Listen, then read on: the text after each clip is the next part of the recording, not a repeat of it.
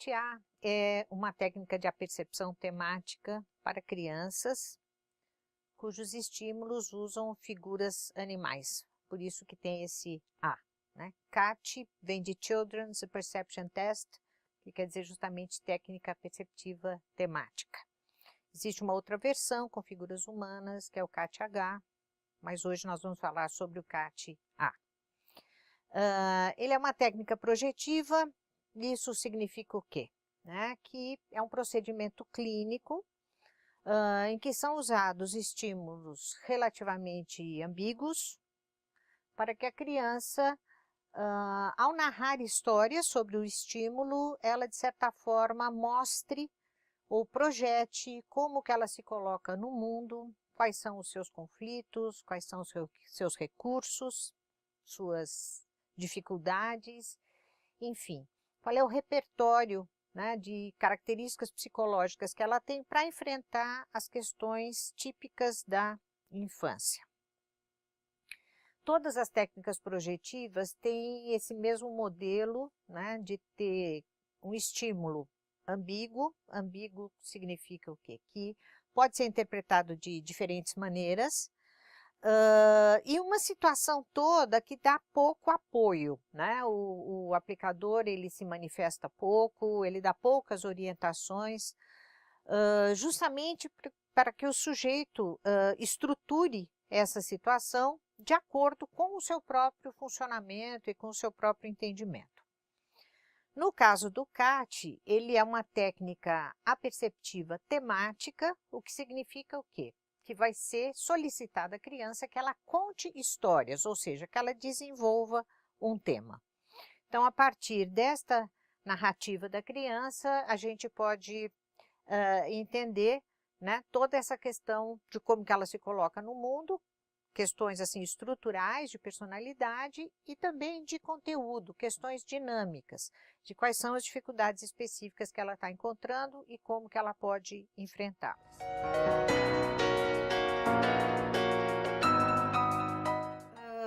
O CAT, ele foi criado no começo da década de 40, depois que foi observado que o teste de apercepção temática para adultos, que é o TAT, não servia muito bem para crianças, né? O TAT, para quem conhece, ele é uma técnica com estímulos escuros, sombrios, muito focada no mundo adulto. O que acontecia com as crianças é que elas não entendiam nem a instrução que era contar uma história, né? Elas achavam que era alguma coisa que tinha que descobrir, né? Mais assim uma linha de quebra-cabeça, e isso levou os autores Leopold Belloc e Sonia Belloc a pegar a ideia do TAT, que são justamente essas figuras ambíguas, e transportar para situações do universo infantil. Eles pediram para que uma desenhista, uma ilustradora de histórias infantis, fizesse vários desenhos associados a essa questão, as principais questões do crescimento, né, as principais questões psicológicas que a criança tem que enfrentar. E essa artista, ela fez vários cartões, então, que tanto o Leopold Belloc como a esposa dele, a Sonia Belloc, usaram na sua clínica particular e também distribuíram entre os amigos psicólogos e psiquiatras que atendiam crianças e pediram feedback de quais seriam os estímulos mais produtivos e mais adequados para os objetivos a que eles se propunham. Como resultado, né, foram selecionados 10 estímulos que vão, então, abordar diferentes temáticas do universo infantil.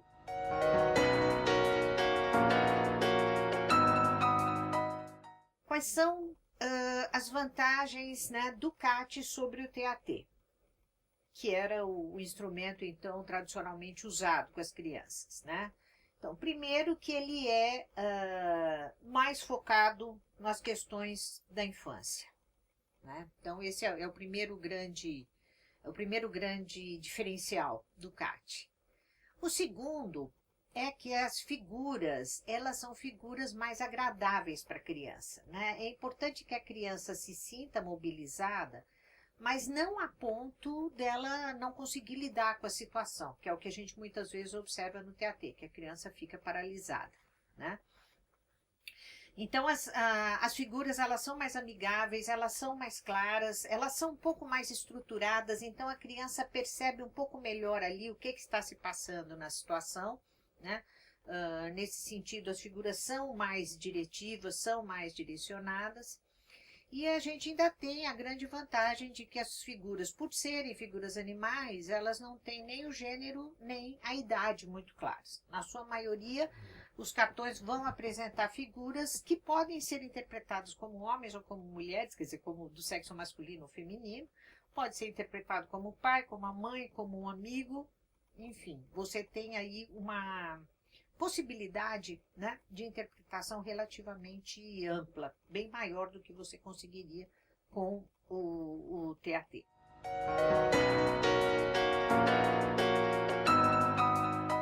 Então, é importante lembrar que o CAT ele é um instrumento eminentemente clínico, né?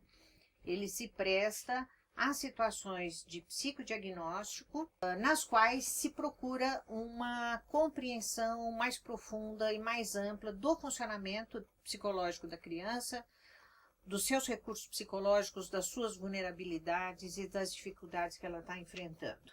Então, né, por conta dessas especificidades do CAT, ele é um instrumento para ser usado individualmente.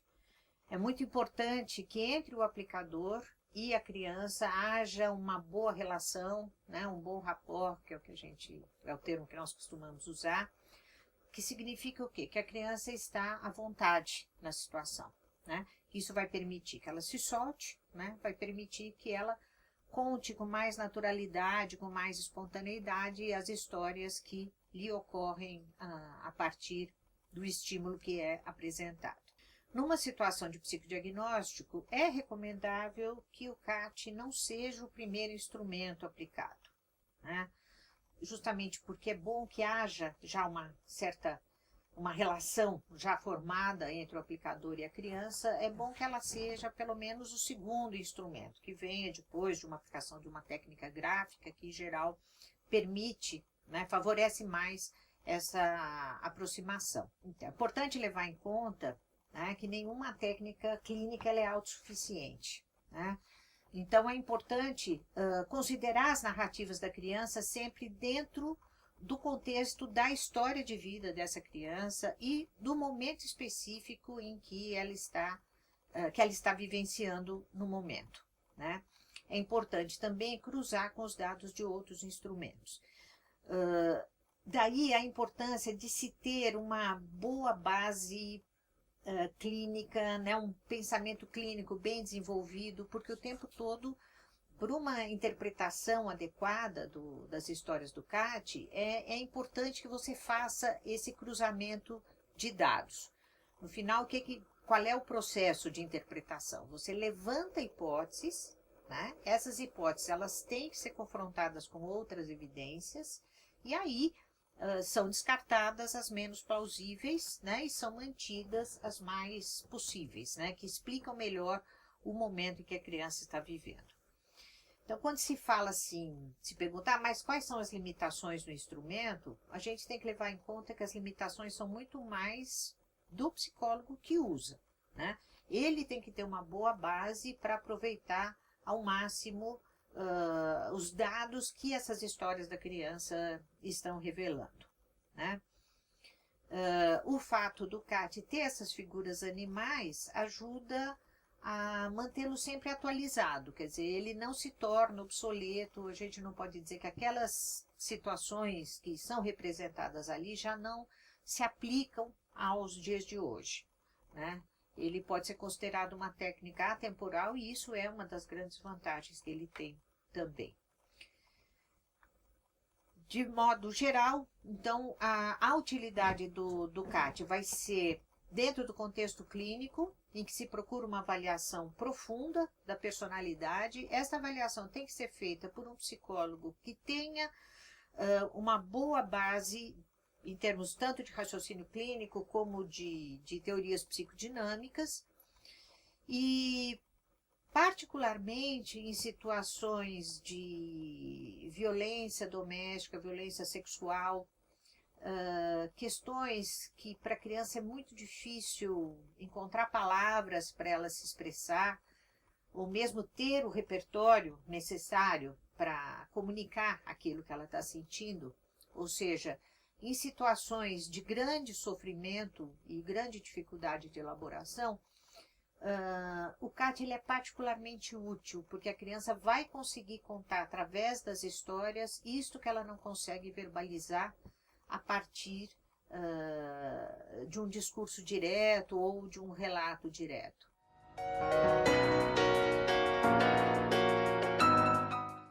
Ele é relativamente simples de ser usado, as instruções são relativamente simples, né?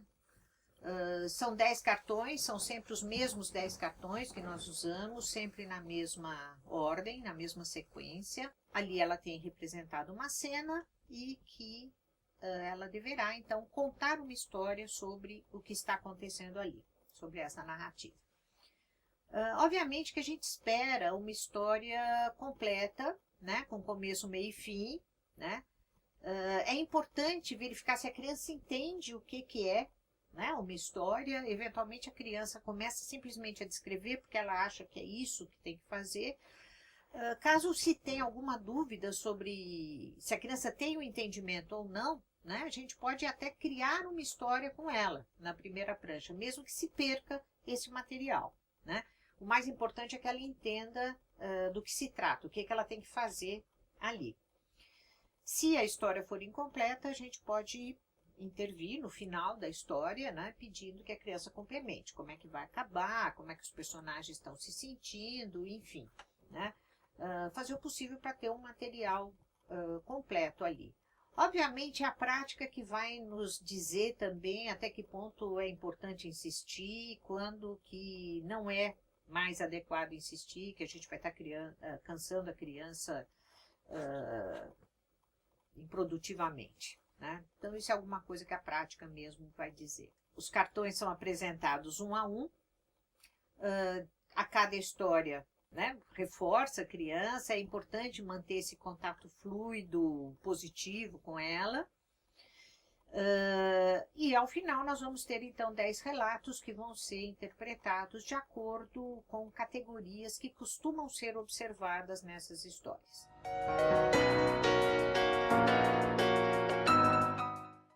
O que se faz com esses resultados, né? Quer dizer, no final eu estou ali com esse material que eu vou cruzar com outras técnicas, com outras fontes de informação. O que eu faço com isso, né? Então, a ideia é justamente fazer uma síntese, né, dessas questões principais da criança e de como que ela está enfrentando essas questões e fazer um encaminhamento, né? O que se faz com a criança para ajudá-la, né? É importante entender que sempre que se faz um diagnóstico, o ponto principal não é chegar num rótulo, né? O ponto principal é você dar subsídios para o encaminhamento e o tratamento adequado quando ele for necessário, né? Então, a partir dos dados das histórias do CAT, a gente pode perceber, por exemplo, se os pais precisam de uma orientação, né? Ou a gente pode perceber se é uma criança que está em risco de desorganização. A gente pode perceber também, né, e indicar um tipo de terapia, caso seja recomendável, e os passos, as etapas, né, que podem ser cumpridas dentro desse processo. Enfim, o CAT é um instrumento extremamente valioso, né, não só pelo fato dele captar questões que nem sempre estão claramente delimitadas para a criança, mas principalmente por permitir, né, a identificação de crianças que estão em situação de risco, né? Seja risco físico, seja risco de desorganização psicológica ou de desenvolvimento de transtornos mais sérios.